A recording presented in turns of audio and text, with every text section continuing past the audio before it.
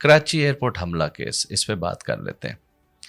آپ کہاں تھے اس وقت اور کیسا آپ نے اس حملے کو دیکھا؟ آپ شامل بھی ہوئے، غازی بھی ہیں، آپ زخمی بھی ہوئے اس میں.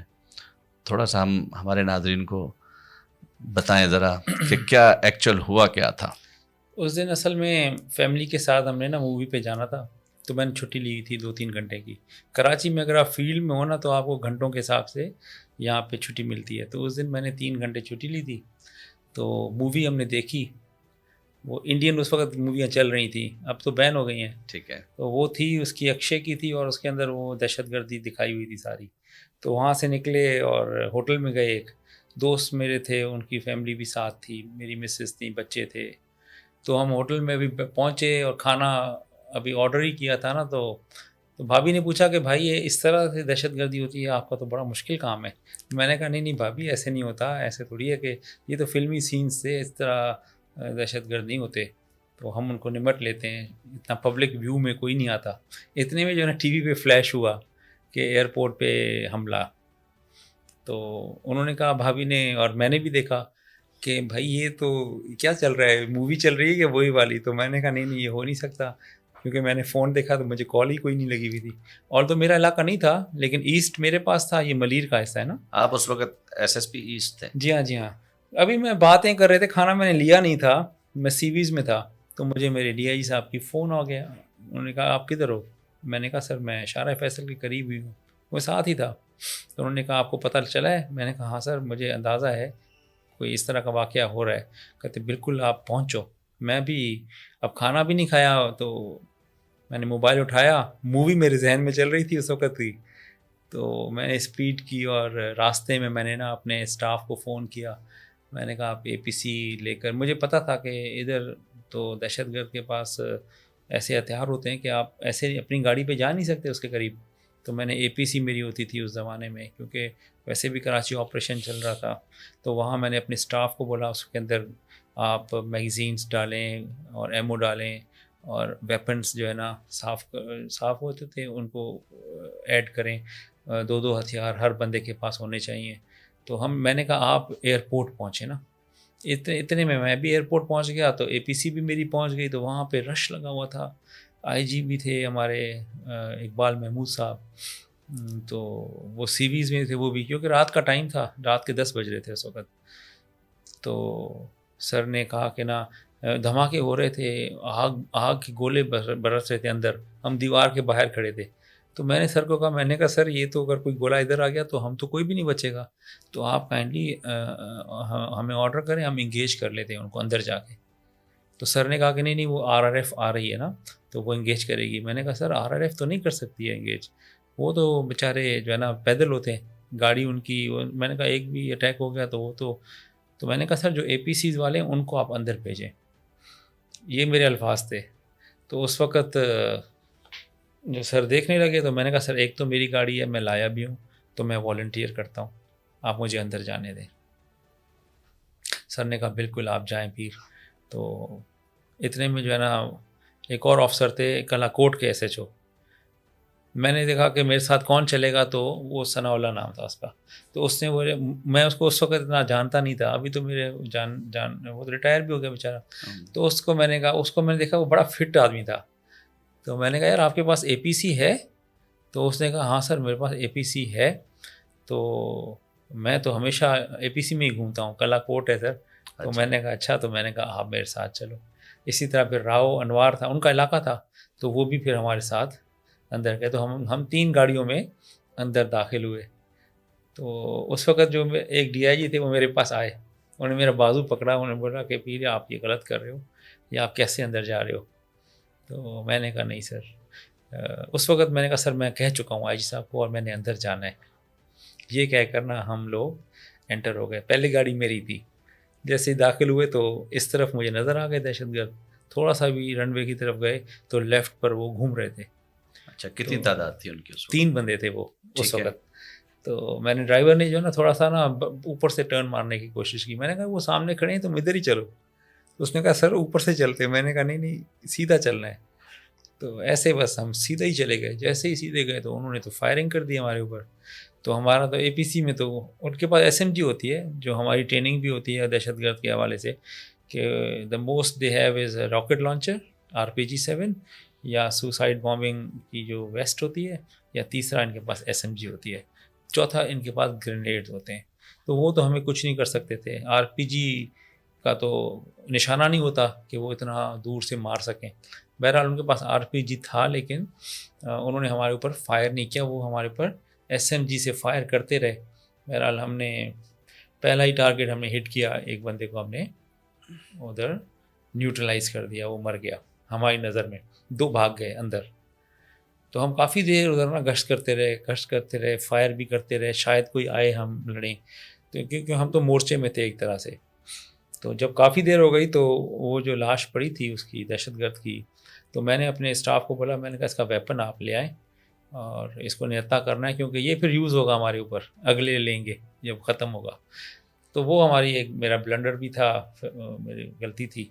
تو میں بھی اتر گیا گاڑی سے، میرے لڑکے بھی اتر گئے، لیکن وہ بندہ زندہ تھا نا، اس نے ایسے کیا ہوا تھا جیسے وہ مرا ہوا ہو.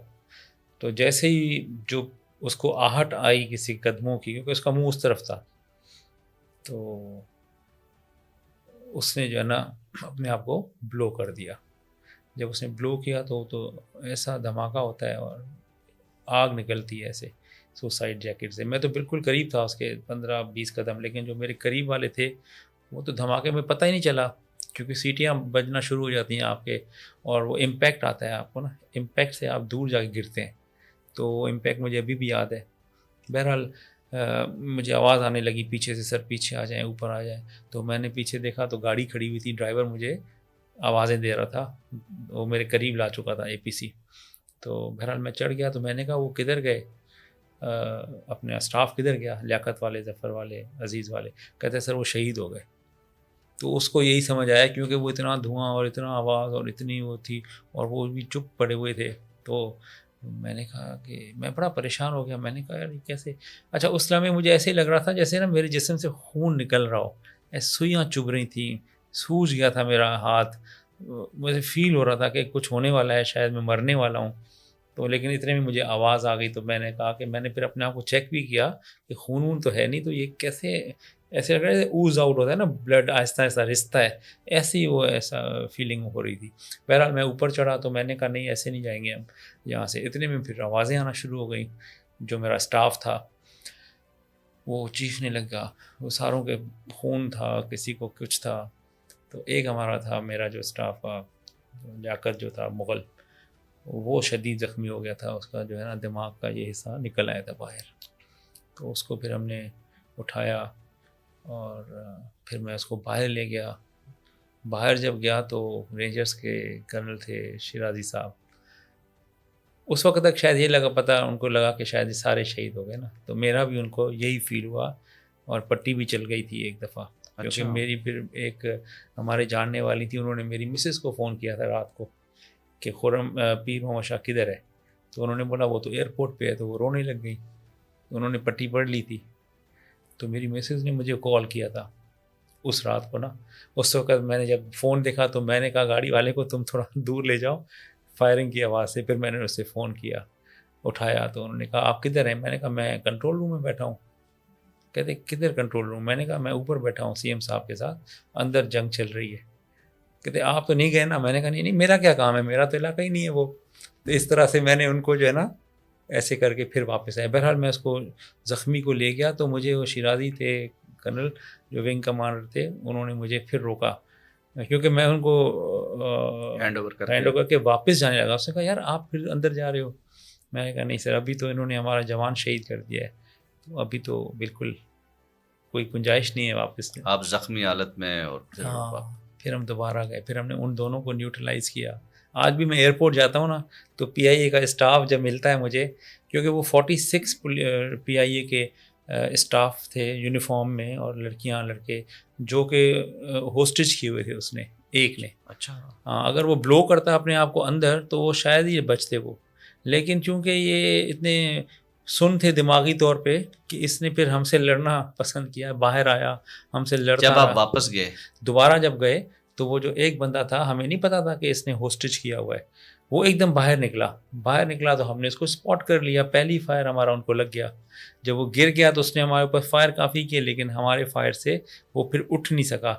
لیکن اس دفعہ ہم اس کے قریب نہیں گئے. میں نے کہا اس کو آپ فائر مارتے رہو جب تک کہ یہ پھٹ نہ جائے. وہی ہوا کہ 8-10 فائروں کے بعد وہ بڑی آواز سے پھٹ گیا تو وہ نیوٹرلائز ہو گیا.